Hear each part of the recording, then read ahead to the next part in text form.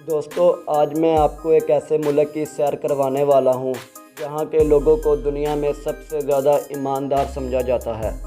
एक ऐसा मुल्क जिसे बुरे लोगों का मुल्क भी कहा जाता है। जी हाँ दोस्तों, मैं बात कर रहा हूँ जापान की। आज की इस वीडियो में मैं आपको जापान की सैर के साथ साथ जापान के बारे में ऐसी हैरानकुन मालूमात फराहम करूँगा जो यकीनन आज से पहले आप नहीं जानते होंगे। दोस्तों, अगर जापान की तारीख़ की बात की जाए तो हज़ारों साल पहले इस ज़मीन पर जमून ट्राइब ने आकर बसाव किया। इसके बाद चीनी ताजरों की वजह से यहाँ बुद्ध मत का आगाज़ हुआ। 12वीं सदी ईस्वी में ये ज़मीन चंगेज़ खान के पोते किबलई खान ने फतह कर ली। आने वाले सालों में ये ज़मीन मुख्तलिफ़ अंग्रेज़ हुक्मरानों के कब्ज़े में चले गई।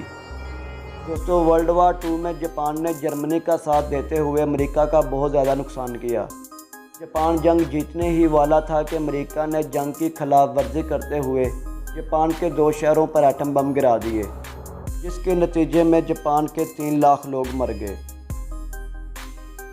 जंग में हार के साथ साथ जापान की मैशत भी दम तोड़ गई। जंग बंदी के बाद जापान ने मगरबी लाइफस्टाइल अपना लिया और मुल्क की इकोनॉमी पर जोर दिया। आज जापान की इकोनॉमी दुनिया में तीसरे नंबर पर आती है। दोस्तों, अगर जापान के हक़ाइक़ की बात की जाए तो जापान को जापानीज़ ज़बान में निप्पोन कहा जाता है, जिसका मतलब है नए साल का सूरज। क्योंकि नए साल का सूरज देखने के लिए हर साल लाखों सयाह जापान आते हैं। दोस्तों, जापान के लोग सुबह के खाने से रात को सोने तक टेक्नोलॉजी का इस्तेमाल करते हैं, इसीलिए जापान को टेक्नोलॉजी का बादशाह भी कहा जाता है।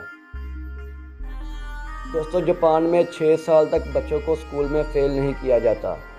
यहाँ के स्कूलों की सफाई बच्चे और उस्ताद खुद करते हैं। दोस्तों, अगर जापान के मज़ाहिब की बात की जाए तो जापान की 70% आबादी बुद्ध मत को मानती है और यही मुल्क का सरकारी मज़हब है। 10% लोग ईसाई, 13% लोग शिंतो मज़हब और 2% लोग मुसलमान आबाद हैं। 5% लोग ऐसे भी हैं जो किसी मज़हब को नहीं मानते। टोक्यो जापान का कैपिटल और मुल्क का सबसे बड़ा शहर है।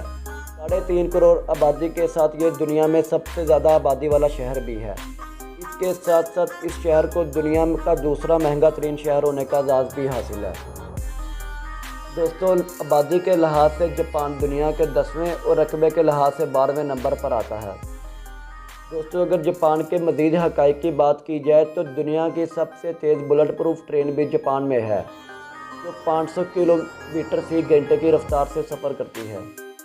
दोस्तों, जापान में अगर कोई ट्रेन के सामने आकर खुदकुशी करता है तो इसका जुर्माना मरने वाले के घर वालों को अदा करना पड़ता है, क्योंकि जापान में ट्रेनें वक्त की बहुत पाबंद होती हैं। अगर कोई ट्रेन 10 मिनट भी लेट हो जाए तो ये ब्रेकिंग न्यूज़ बन जाती है। मुल्क का सबसे बुलंद तरीन मुकाम माउंट फुजी है, जिसकी ऊंचाई 12,390 फीट है।